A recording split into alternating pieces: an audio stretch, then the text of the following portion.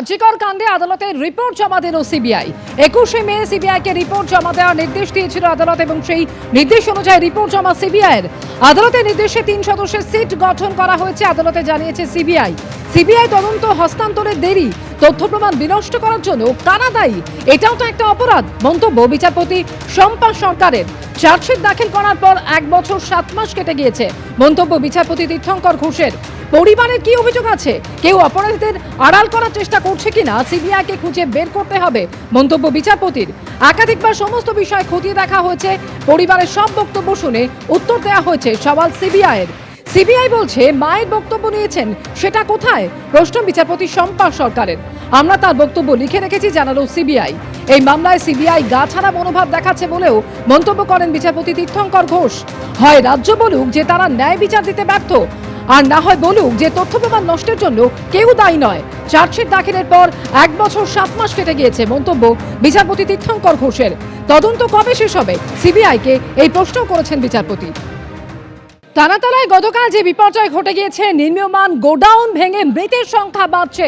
এখনো পর্যন্ত যেটা খবর, 11 জনের মৃত্যু হয়েছে এবং 18 জন আহত হয়েছেন। গতকালই যারা আহত হয়েছিলেন তাদেরকে চিকিৎসার জন্য এসএসকেএমে ভর্তি করা হয়েছে, তাদের চিকিৎসা চলছে।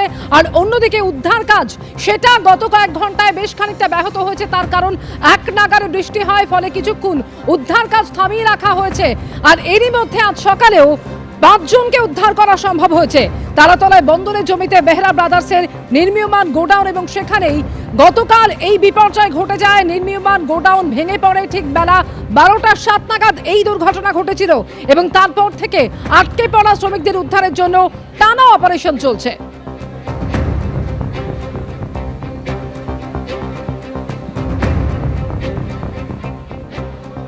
সুবিশাল কংক্রিটের চাঙড় কেটে ম্যারাথন উদ্ধার কাজ চলছে। তবে গত কয়েক ঘন্টায় যেভাবে বৃষ্টি হয়েছে তার জেরে উদ্ধার কাজ খানিকটা হলেও ব্যাহত হচ্ছে। কাঠামোর যে অংশ ভেঙে পড়েনি তা ভেঙে পড়ার আশঙ্কায় হাইড্রোলিক ক্রেন দিয়ে টেনে রাখা হয়েছে। গতকাল সকাল থেকেই দুলছিল লোহার কাঠামো। কেন এমন হচ্ছে তা খতিয়ে দেখতে গোডাউনে এসে পৌঁছন শ্রমিকরা, এমনই দাবি করছেন স্থানীয়রা।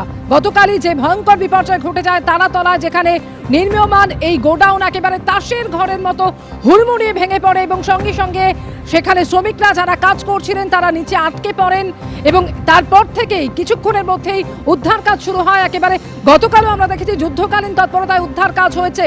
সেনা, বিপর্যয় মোকাবিলা বাহিনী, দমকল একসঙ্গে উদ্ধার কাজে হাত লাগিয়েছে।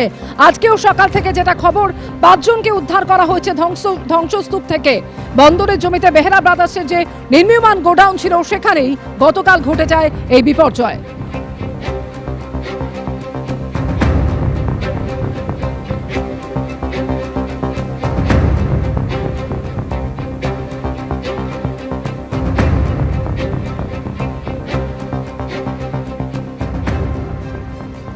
এই ঘটনার পর বিধানসভায় কড়া বার্তা দিলেন মুখ্যমন্ত্রী শুভেন্দু অধিকারী। গতকালই আমরা দেখেছিলাম তিনি এই ঘটনাস্থলে পৌঁছে গিয়েছিলেন এবং আজকে মুখ্যমন্ত্রী শুভেন্দু অধিকারী বললেন যে তৃণমূল কংগ্রেস জমানার সমস্ত প্ল্যান খতিয়ে দেখতে হবে, সমস্ত বিল্ডিং প্ল্যান এবং নির্মীয়মান বিল্ডিংয়ের অডিট করাবো। যতক্ষণ না অডিট সার্টিফিকেট না হচ্ছে হাত দেওয়া যাবে না। তারপর সম্পত্তি বাজেয়াপ্ত করে আদায় করব, শুধু জেল খাটানো নয়। বিধানসভায় এভাবেই কড়া বার্তা দিয়েছেন মুখ্যমন্ত্রী শুভেন্দু অধিকারী। যত বিল্ডিং প্ল্যান এই দুর্নীতিগ্রস্ত তৃণমূল কংগ্রেস অর্থের বিনিময়ে, কাটমানির বিনিময়ে, ব্রোকারদের দিয়ে এই কলকাতাকে মৃত্যুপুরীতে পরিণত করা তৃণমূল কংগ্রেস, তার সমস্ত বিল্ডিং প্ল্যান এবং আন্ডার কনস্ট্রাকশন আমরা অডিট করাবো। যতক্ষণ না অডিট সার্টিফিকেট হচ্ছে কোন বিল্ডিং এ আমরা হাত দিতে দেব না। তারপরে তো প্রপার্টি অ্যাটাচমেন্ট করে আদায় করবো, শুধু জেল খাটানো নয়। বিধানসভায় গতকালকের এই গোডাউন বিপর্যয় নিয়ে আজকে বিবৃতি দিয়েছেন মুখ্যমন্ত্রী শুভেন্দু অধিকারী। তিনি বলছেন এটা আপনাদের পাপের ফল। সব জায়গায় টাকা নিয়ে সিটি অফ জয়কে মৃত্যুপুরীতে পরিণত করেছেন। কোনো বিপর্যয়ে আপনারা এনডিআরএফ সেনাকে ডাকেননি, একটাকেও ছাড়া হবে না। আপনাদের প্রাক্তন মেয়রের সই আছে। বিধানসভায় গোডাউন বিপর্যয় নিয়ে বিবৃতি মুখ্যমন্ত্রীর।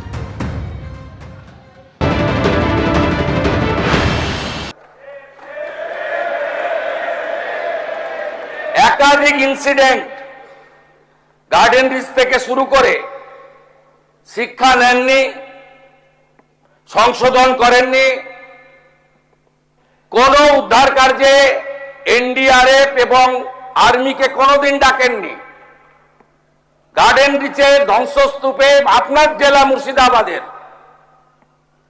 যারা হাত খুলে মমতা ব্যানার্জিকে ভোট দেয় মুসলিম, তাদের 14 জন চাপা পড়ে মারা গেছিল, একজনকে উদ্ধার করতে পারেননি আপনারা জীবিত।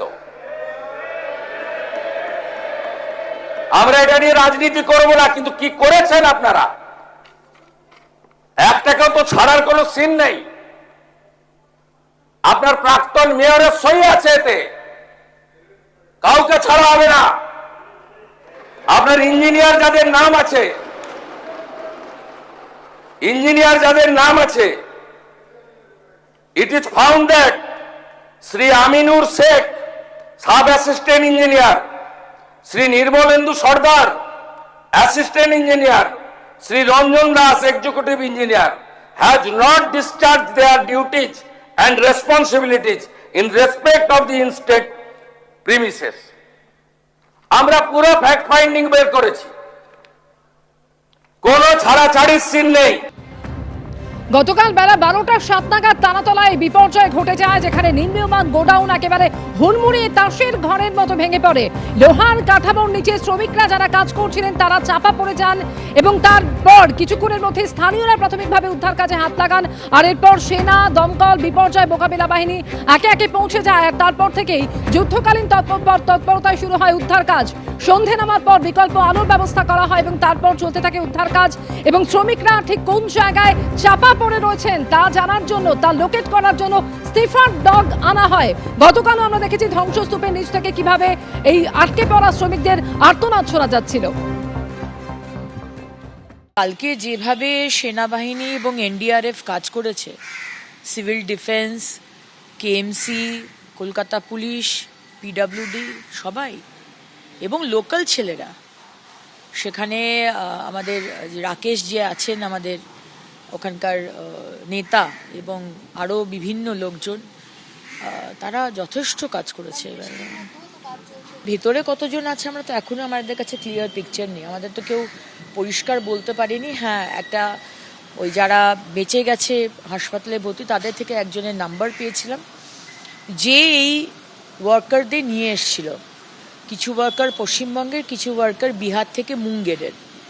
সেই লোকটিকে অ্যারেস্ট করতে বলেছিলাম, মাননীয় মুখ্যমন্ত্রীও বলেছেন, এবং তার কাছ থেকে তাহলে আমরা এক্সাক্ট সংখ্যাটা পাবো এবং আরও ইনফরমেশন পাবো। এবিপি আনন্দ এগিয়ে থাকে, এগিয়ে রাখে।